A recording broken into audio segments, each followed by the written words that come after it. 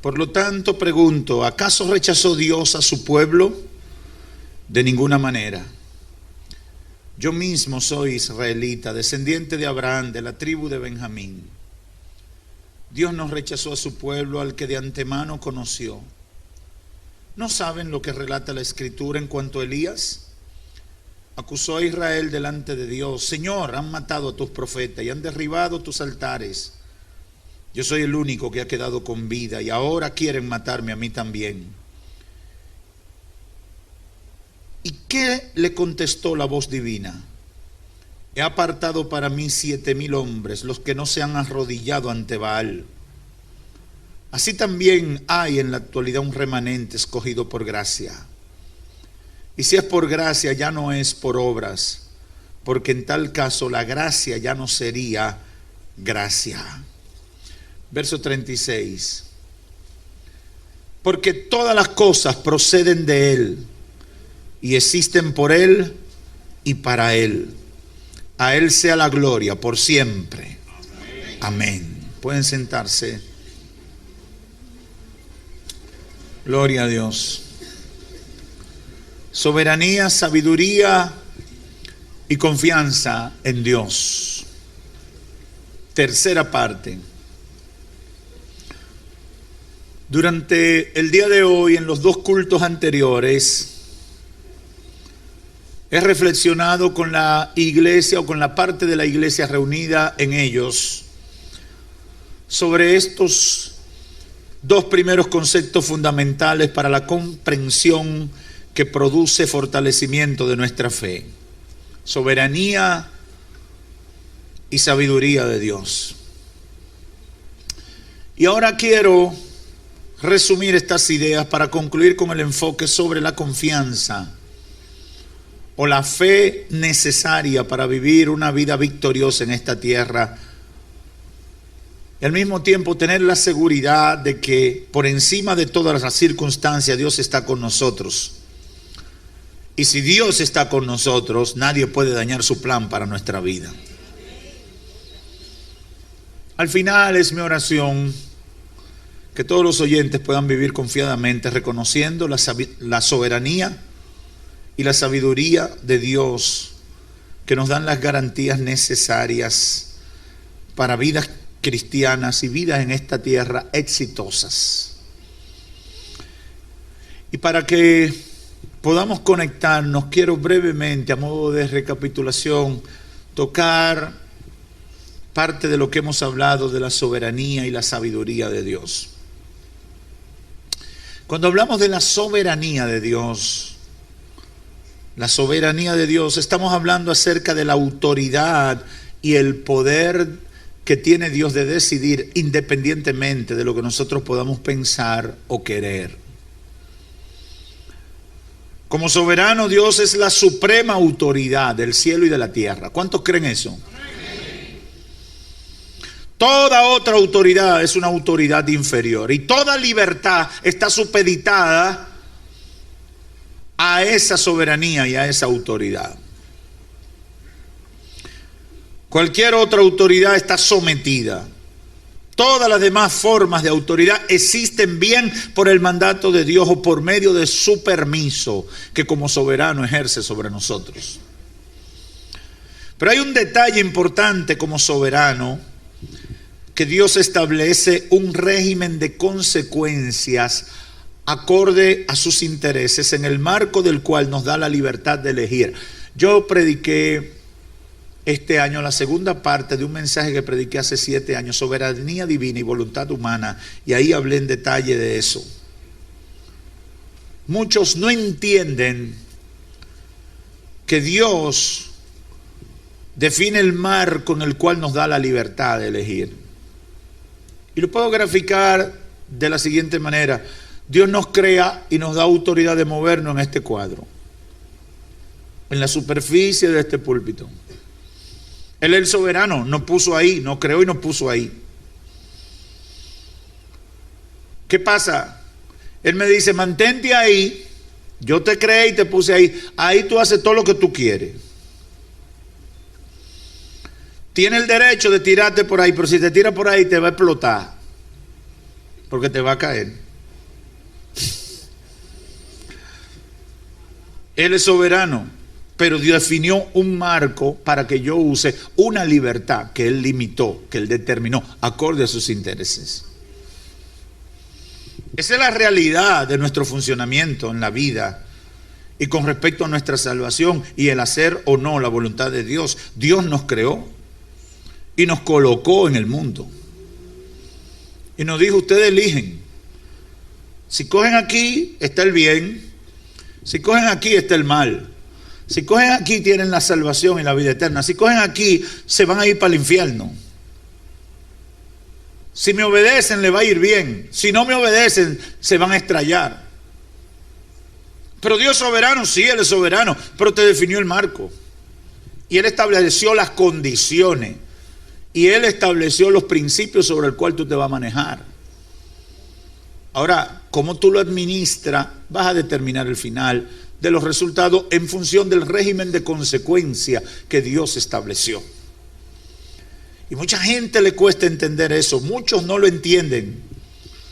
Y por eso se quejan con Dios cuando ocurren cosas que ellos no deseaban y entendían que Dios debió de alguna manera impedirla. Ah, Señor, si tú sabías que esa mica llegaba hasta ahí, tú debiste ponerle un pedacito para cuando yo cogiera para allá, yo no me cayera.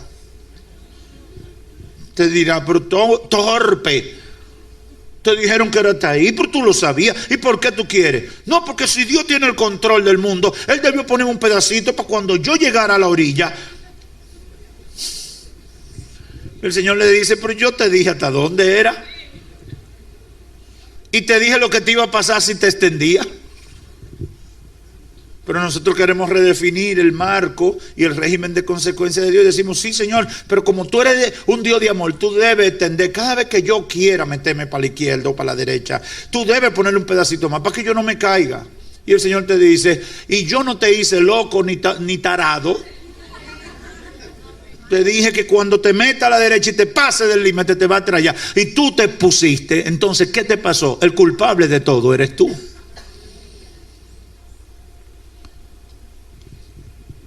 Muchos no entienden eso y se quejan con Dios cuando ocurren cosas que no deseaban y entendían que Dios debió de alguna manera impedirla. He estado reflexionando a la luz del capítulo 8, 9, 10 y 11 del libro de Romanos. Y ahí en esa epístola, Pablo enfrenta a los judíos que estaban en Roma, que criticaban a Pablo, criticaban a Jesucristo, criticaban el Evangelio y de alguna manera criticaban a Dios, porque entendían que se había producido una alteración del plan de Dios para ellos en cuanto a la restauración de Israel, liberando del yugo de imperios extranjeros y todo Israel sería salvo. Y eso no había pasado porque llegó Cristo con ese programa de salvación para los gentiles, que para ellos no eran gente que tenían valor alguno. Y Pablo tiene que enfrentar a los romanos, los judíos que estaban en Roma. Esa gente que iba a la sinagoga, esa gente que era hijo de la promesa, tiene que enfrentarlo para decirle que Dios es soberano de salvar, de decidir cómo es que va a salvar a la gente y con qué método va a salvar a la gente. Y que en el ejercicio de su soberanía Dios no está traicionando ni tampoco echando por tierra la promesa que ha hecho. Pablo le dice a los judíos que el plan de Dios sigue funcionando, pero que Dios tiene 1000 maneras de hacer cumplir su palabra. Y yo esta mañana hablaba de esos detalles. Dios tiene 1000 maneras de cumplir lo que ha prometido. El problema viene cuando yo comienzo a encasillar a Dios dentro de mis limitaciones. No, Dios no puede salvar a fulano. Oh, no, Dios no puede hacer esto. Oh, Dios tiene que hacer lo otro. Te equivocaste. No le ponga bozal a Dios. No le pongas camisa de fuerza a Dios. No le pongas límites a Dios. Ni siquiera en la perspectiva de la fe. Ni lo que tú crees que Él puede hacer en un futuro alrededor de tu vida. Tú tienes que creer que Dios, todo es posible para Dios. Que no hay nada imposible para Dios. Que Dios es todopoderoso. Y que lo que no se ha inventado, Él se lo puede inventar hoy para glorificarse en tu vida ante una necesidad que tú tienes. Yo no sé si aquí hay gente de fe que cree conmigo eso. Dios es todopoderoso. El Señor le dice a su pueblo: ¿habrá algo imposible para mí? Aleluya. Porque nosotros tenemos esa tendencia. Tenemos esa tendencia. Y los judíos a los que Pablo le ministra en esta parte de esta epístola habían caído en una frustración, pensando que el plan de Dios para ellos se había alterado con todo lo que vino a ser Cristo y con todo lo que estaba haciendo el Evangelio.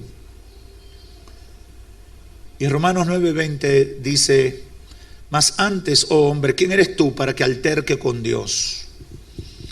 Diré el vaso de barro al que lo formó: ¿por qué me has hecho así? ¿O no tiene potestad el alfarero sobre el barro para hacer de la misma masa un vaso para honra y otro para deshonra? ¿Y qué si Dios, queriendo mostrar su ira y hacer notorio su poder, soportó con mucha paciencia los vasos de ira preparados para destrucción, y para hacer notoria la riqueza de su gloria la mostró para con los vasos de misericordia que Él preparó de antemano para gloria, a los cuales también ha llamado, esto es, a nosotros, no solo de los judíos sino también de los gentiles? Como también en Oseas dice: llamaré pueblo mío al que no era mi pueblo, y a la no amada, y en el lugar donde se le dijo: vosotros no sois pueblo mío, allí serán llamados hijos del Dios viviente. Eso es profundo lo que dice ahí. Yo le sugiero que lo lea al paso en su casa. Pero en términos simples, Pablo le está diciendo: ¿qué le importa a ustedes si Dios un vaso de deshonra lo convierte en un vaso de honra? ¿Cuál es el problema de ustedes? ¿Por qué ustedes quieren limitar el amor y la misericordia de Dios con la gente? Es un problema que tenemos los seres humanos. Es una batalla interna que tenemos constantemente. Porque nosotros queremos encasillar a Dios en nuestras capacidades. Y lo que no podemos explicar con respecto a Dios, lo mejor es hacer mutis. Cuando usted no entienda algo que Dios está haciendo, cuando usted no le dé la regla de calcular los movimientos de Dios, quédese callado. Ore y pida el entendimiento. Y si no tiene el entendimiento, pida fe, para que usted se esté tranquilo esperando que Dios revele y manifieste su gloria y usted la pueda entonces entender. El apóstol le dice: no tienen derecho a molestarse porque Dios es soberano y las cosas no tienen que ocurrir de la manera que ustedes están pensando. Tampoco Dios ha incumplido con lo prometido, sino que dentro de sus facultades ha insertado a los gentiles y al mismo Israel por medio de su Hijo Jesucristo. Ellos, como nos pasa a nosotros, no podían asimilar esa verdad. Yo decía esta mañana, y cuando expreso esto quiero que me entiendan, porque puede malinterpretarse. Hay gente que uno no quisiera que Dios lo salvara.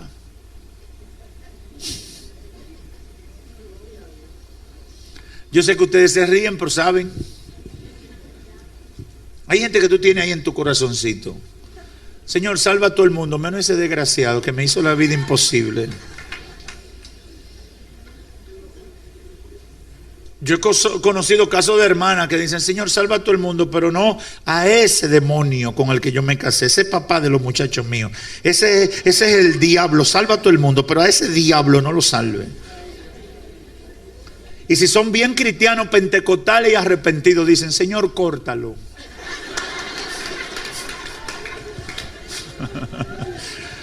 Eso es como un término suave para decir: mátalo.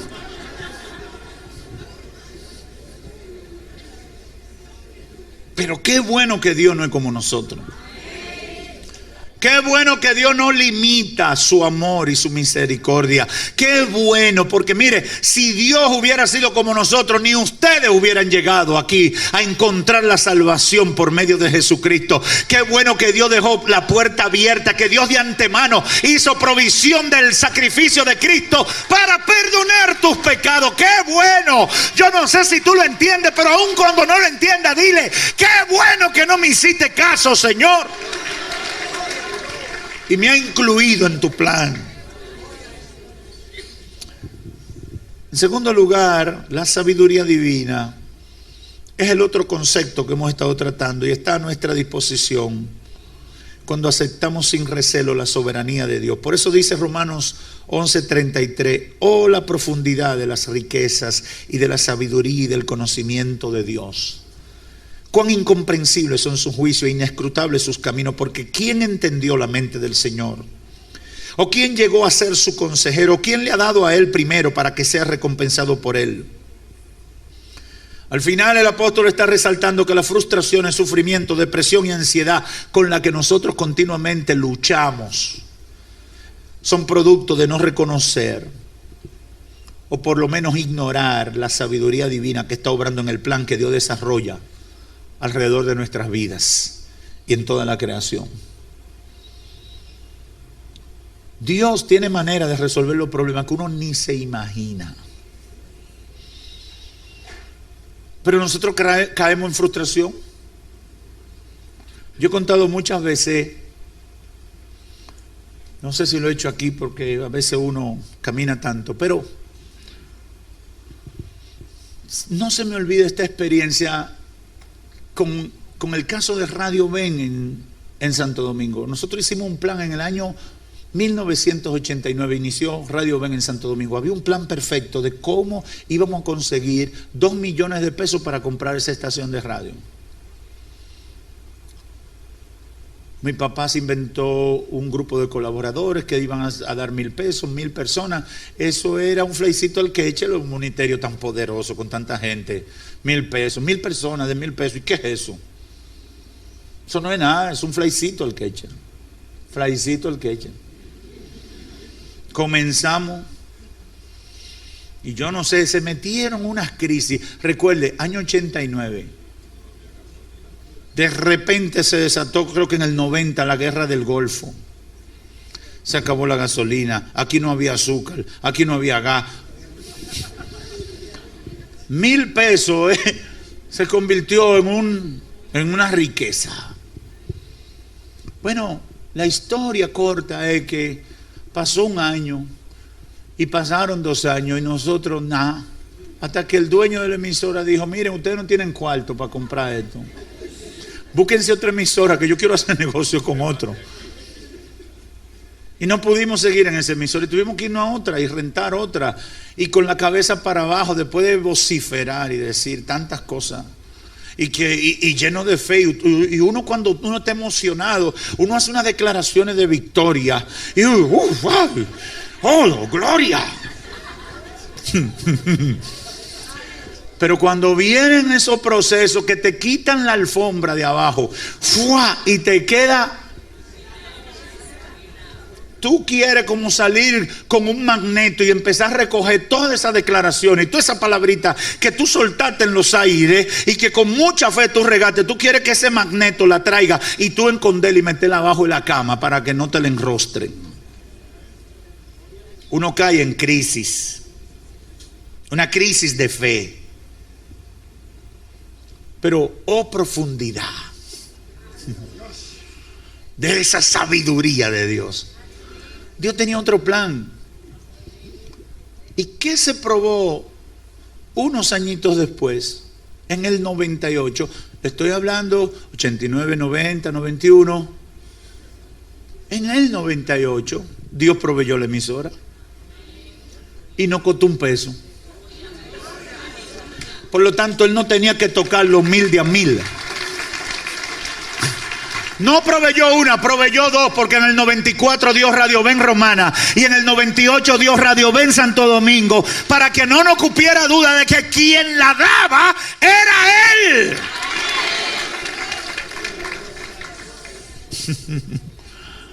uno cae en crisis.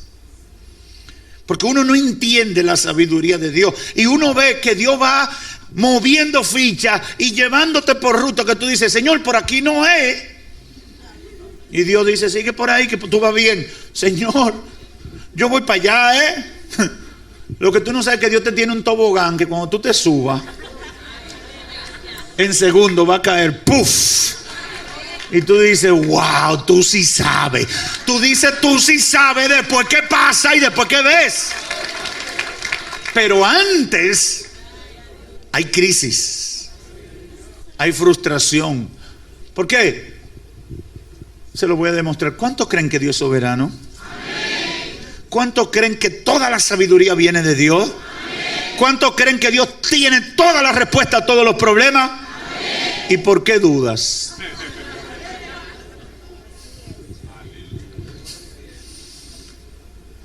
¿Usted está entendiendo?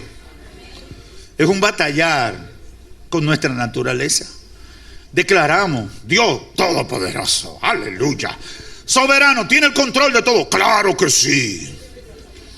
Te botan del trabajo y en crisis. Ay, Señor, ¿y ahora? Y tú dices, pero yo me imagino que en el cielo deben haber unos cuantos ángeles asistentes diciendo, Señor, tan loco. No sé cómo tú soportes esos humanos que hoy están en una dirección y mañana están en otra. Porque nos cuesta entender. Pablo dice, oh profundidad de la misericordia, de la sabiduría, de la riqueza y de la sabiduría y del conocimiento de Dios. Cuán incomprensibles son tus juicios, inescrutables tus caminos. ¿Quién entendió la mente del Señor? Yo tengo que aprender que Dios tiene una gama de alternativas que yo no tengo capacidad ni siquiera de soñarla. Y lo que el Espíritu Santo ha puesto en mi corazón es que nosotros aprendamos a desarrollar la fe en esa perspectiva. Yo no sé cómo Dios lo va a hacer, pero yo sé que Él tiene el control. Yo sé que Él es poderoso. Yo sé que Él tiene toda autoridad en el cielo, en la tierra y en todo el universo. Y si Él tiene que desmontar un sol nuevo de otra galaxia y traerlo a la galaxia mía, Él tiene el poder suficiente para hacerlo. Y yo tengo que confiar en eso. Yo sé que tú no me entendiste, porque si tú me hubieras entendido, tú brincas y sales por el techo.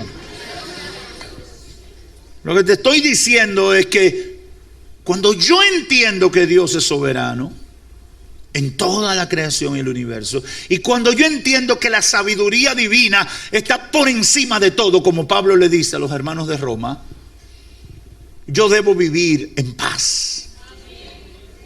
Yo debo vivir libre de ansiedad. Yo debo vivir confiado.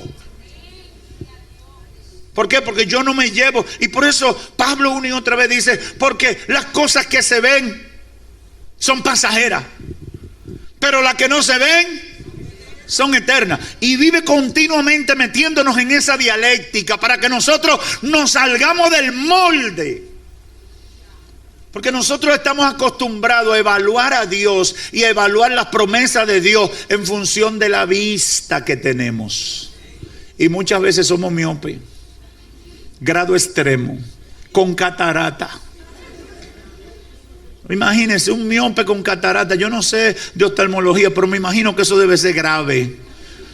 Y antimatismo. Me imagino que eso debe ser grave. Ese vive perdido en cualquier pedacito. Ya usted sabe, uno que no ve, tratando tú de enseñarle, mira que el camino está ahí, mira lo que es fácil, mira lo que es cerca. Y él, porque yo no veo. Finalmente Pablo les dice, y es el centro de lo que quiero dejar con ustedes, deben confiar en Dios. Verso 36. Porque de Él y por medio de Él, capítulo 11 de Romanos, y para Él, porque de Él y por medio de Él y para Él son todas las cosas. Te lo voy a repetir. Porque de Él, por medio de Él y para Él son todas las cosas. Te lo voy a repetir. Porque de Él, por medio de Él y para Él son todas las cosas. A Él sea la gloria por los siglos de los siglos. ¿Entendiste? Porque de Él y por medio de Él y para Él. Te lo aterrizo con algo de la vida diaria. Ese problema de salud que tú tienes, si lo estás sufriendo, Él lo permitió. Pastor, me tienen que operar, Él lo permitió. Yo soy de Él. ¿Y tu sanidad? Por medio de Él. ¿Y mi muerte o mi vida? Para Él. A Él sea la gloria. ¿Estás entendiendo lo que te estoy diciendo? Todo se trata de Dios. Todo. El que entiende la verdad revelada de la palabra sabe que todo se trata de Dios. Mi vida es para Dios. Lo que tengo es para Dios. Lo que recibo es para Dios. Con lo que estoy luchando es para Dios. Aleluya. Por tanto, salga Pato Gallareta, la gloria será de Dios. Yo voy a procurar que la gloria sea de Dios en todo lo que soy, en todo lo que pase. En otras palabras, este escenario, el teatro, los actores, la escenografía, son por Él, por medio de Él y para Él. Entonces lo más sabio que podemos hacer es confiar. Los salmistas lo expresaron claramente en los salmos de confianza, muchos salmos de confianza, pero quise sacar un par. Salmo 23. Ese es un salmo de confianza. ¿Qué está diciendo ese salmista? Jehová es mi pastor. Nada me faltará.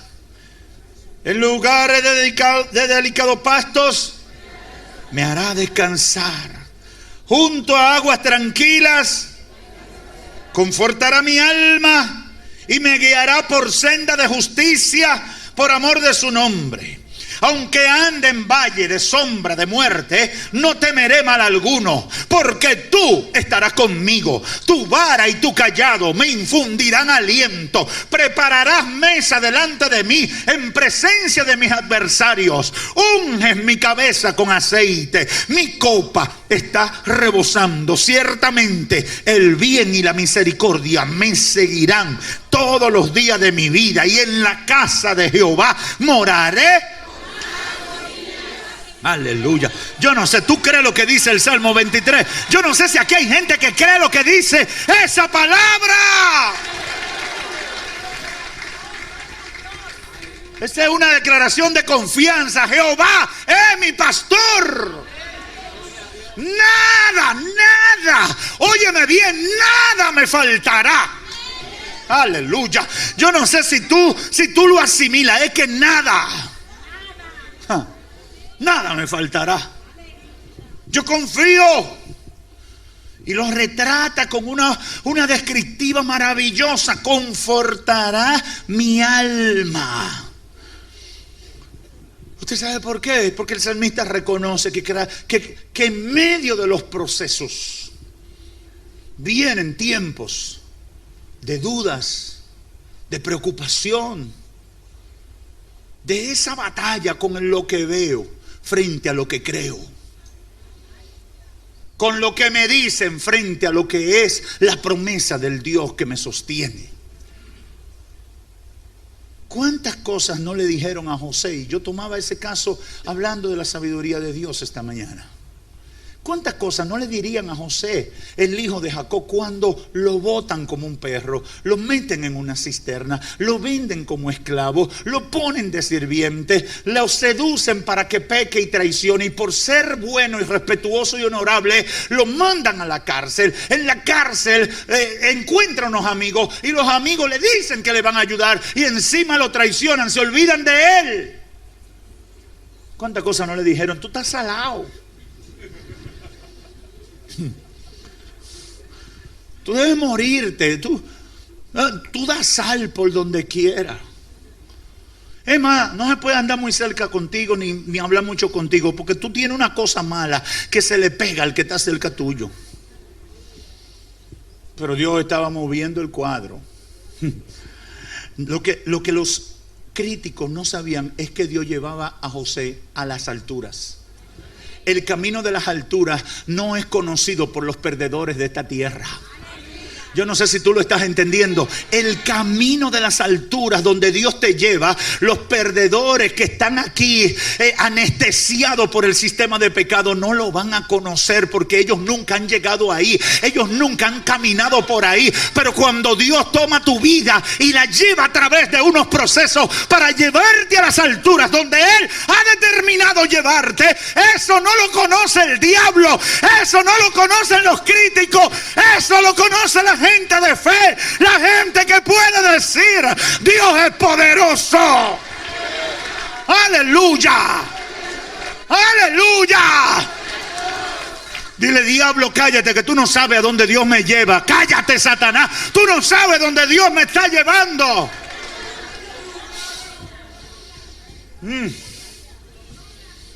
Confortará mi alma y me guiará por senda de justicia, por amor de su nombre. Aunque ande en valle de sombra de muerte, no temeré mal alguno, porque tú estarás conmigo. Tu vara y tu cayado me infundirán aliento. Prepararás mesa delante de mí, en presencia de mis enemigos. Unges mi cabeza con aceite, mi copa está rebosando. Yo no quiero quedarme ahí, porque si me quedo ahí voy a pasar 2 horas.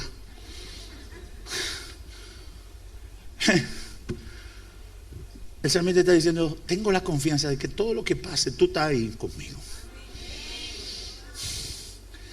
Tengo la confianza de que todo lo que se mueva, tú estás ahí. Y cuando yo esté ahí cabeceando y tambaleándome, tú vara y te dice: por aquí es, varón. Y cuando yo esté medio dudoso, mirando en la bruma de la noche, y entonces, Señor, y entonces ahora, la vara y el cayado. Es por aquí que tú vas, por aquí que te llevo la victoria. Tu vara y tu cayado me infundirán aliento. Prepararán mesa delante de mí. ¿Usted sabe lo que está diciendo el salmista? El Señor me va a bendecir, me va a dar provisión delante de mis enemigos. Ellos no van a saber de dónde Dios va a sacar mi provisión, pero si tiene que hacer llover maná otra vez, el maná va a caer sobre mi vida. Si Dios tiene que hacer que las plantas de mis pies comiencen a producir víveres y toda clase de hortalizas para alimentarme, por su palabra van a comenzar a nacer para darme provisión. Yo no sé lo que tú estás entendiendo, pero te estoy diciendo en el nombre de Jesús: no dudes de nada de lo que Dios puede hacer. No limites el poder de Dios. Asegúrate de estar caminando en su voluntad. Unge mi cabeza con aceite. ¿Tú sabes qué? Tú vas a sentir la presencia en medio de la tribulación. Eso no lo va a entender la gente, porque la gente cuando te ve en el proceso dice: es que él no puede sentir a Dios. Déjame decirte, por experiencia, yo no estoy dictando una doctrina, por experiencia, yo he aprendido que uno siente más a Dios en el proceso. Uno está conectado con el cielo. Esa es la instrucción. Esa es la instrucción. Si cada creyente está confiado en la soberanía de Dios y en su sabiduría, independientemente de que las cosas estén pasando como quieren, en el tiempo que ellos quieren o de la manera que ellos quieren, saben que todo, absolutamente todo lo que pasa en su vida es por Dios, es para Dios, es por medio de Dios. Y al final lo importante es que el nombre de Dios sea glorificado. Nada está ocurriendo al azar en tu vida. Te lo repito, nada está ocurriendo por accidente en tu vida. El Chapulín decía: fríamente calculado. Yo puedo decir que Dios más que fríamente calculado, fríamente anticipado. Dios tiene el mapa. yo simplemente a veces no entiendo. ¿Y cuál es mi reto? Tener la seguridad de que Dios tiene buenos planes para mi vida, independientemente de lo que estoy viendo ahora. ¿Cuántos creen que Dios tiene buenos planes para su vida? Parece que algunos no me escucharon. ¿Cuántos creen que Dios tiene buenos planes para su vida? ¿Y por qué te atribulas? Si crees, si la respuesta fue consciente, clara y contundente, tranquilo. La confianza en Dios, hermanos y amigos, es la garantía de que seremos preservados en medio de los procesos más difíciles y extraños que puedan ocurrir en nuestras vidas. La Biblia habla de un personaje en los tiempos de Jeremías muy particular. Yo nunca había hablado de él y hoy lo voy a hablar por primera vez de él. Dios había anunciado el juicio contra Sedequías y otros gobernantes que se habían apartado del Señor. Pero en medio de la corte de esos reyes desobedientes, de ese tiempo tan crítico que vivió Jeremías, había un sirviente, un etíope llamado Ebed-Melech. Jeremías 39, 15 al 18 dice: la palabra de Jehová vino a Jeremías cuando estaba preso en el patio de la guardia y dijo: ve y habla a Ebed-Melech, el etíope, y dile que así ha dicho Jehová de los ejércitos, Dios de Israel. Oiga el mensaje que Dios le da al gran profeta Jeremías. Para ese criado, para ese servidor que había estado sirviéndole a reyes que eran unos pecadores, basura, que Dios lo cortó a todos. Algunos fueron llevados, humillados por los imperios extranjeros y matados vilmente.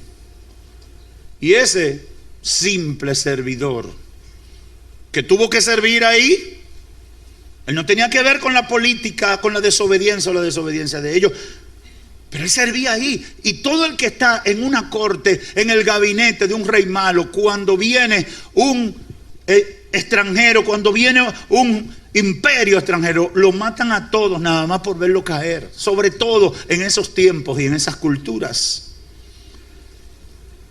Ebed-Melech era uno de esos servidores. Y Dios le dice a Jeremías: ve y háblale a Ebed-Melech, el etíope, y dile que así ha dicho Jehová de los ejércitos, Dios de Israel: he aquí, yo cumplo mis palabras sobre esta ciudad para mal y no para bien. Y en aquel día sucederá en tu misma presencia.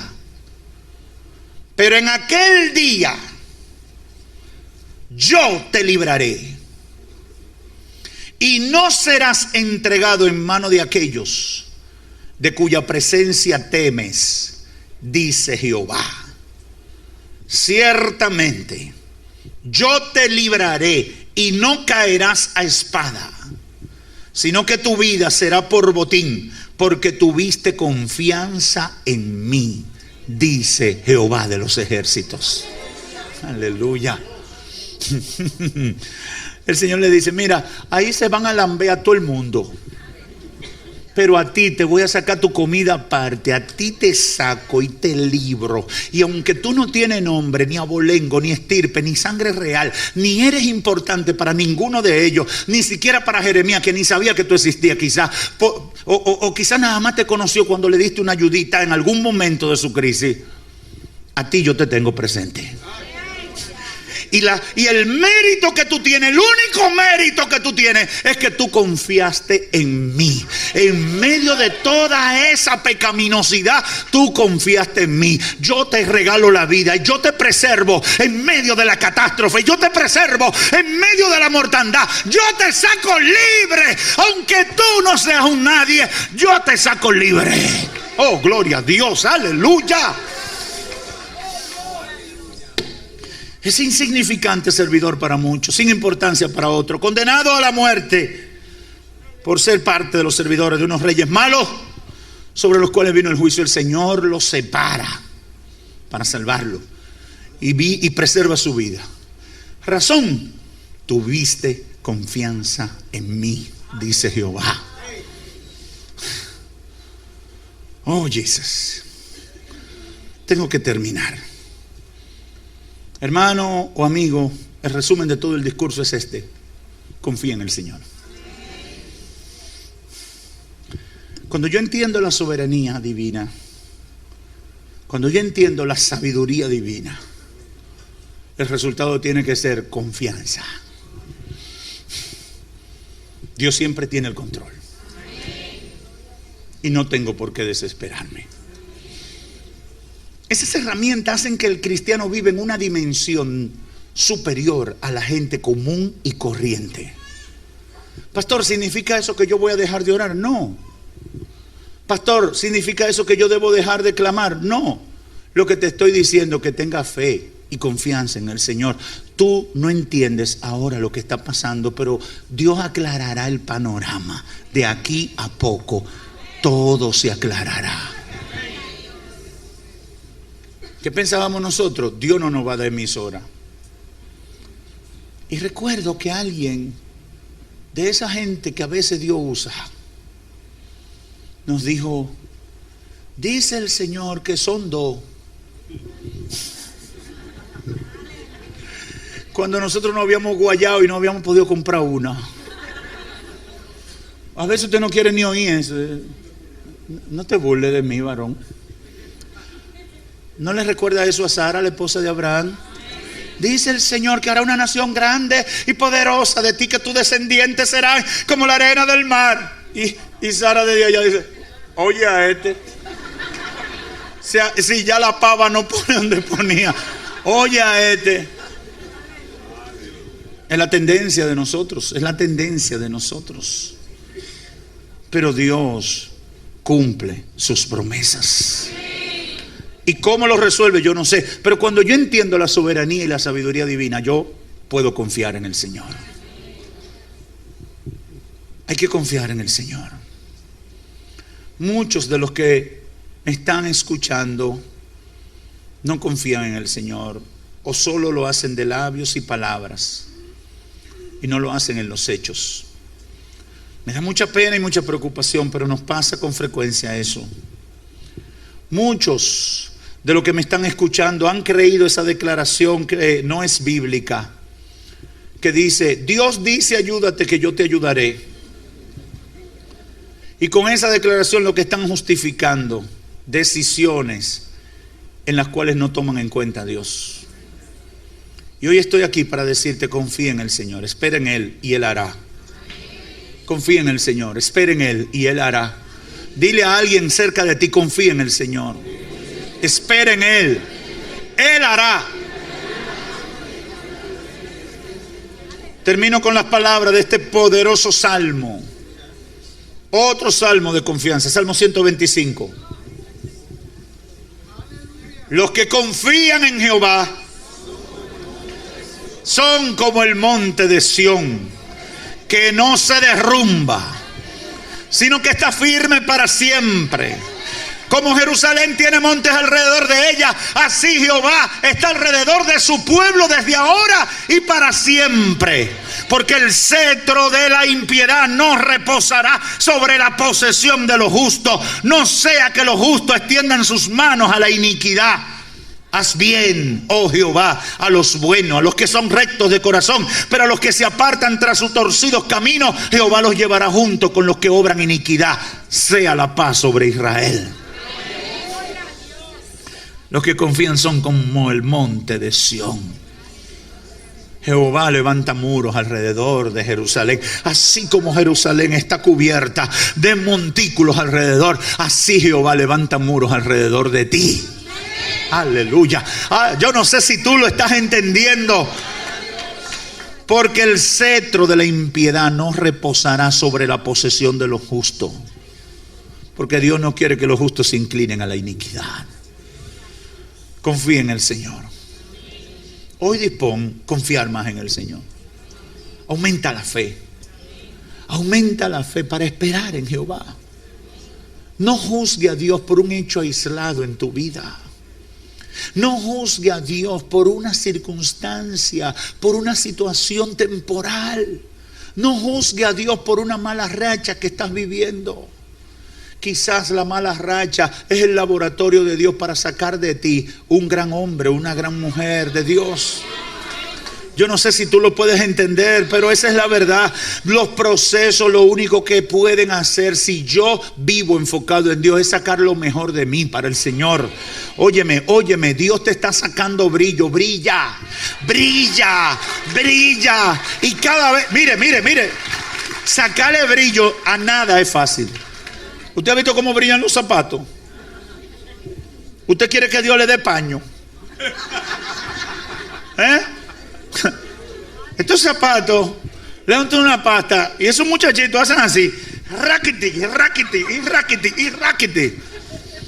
Si usted fuera la piel o el material, usted diría abusador. Estás acabando conmigo. Pero cuando el muchacho termina, ¿qué es lo que hace usted con el zapato? Hola. Usted quiere enseñarlo. ¿Usted sabe por qué? Porque se ve bonito. Óyeme, eso es lo que Dios está haciendo contigo, sacando el brillo que va a exhibir su gloria sobre ti, y tú contarás de la grandeza de Dios. ¡Aleluya!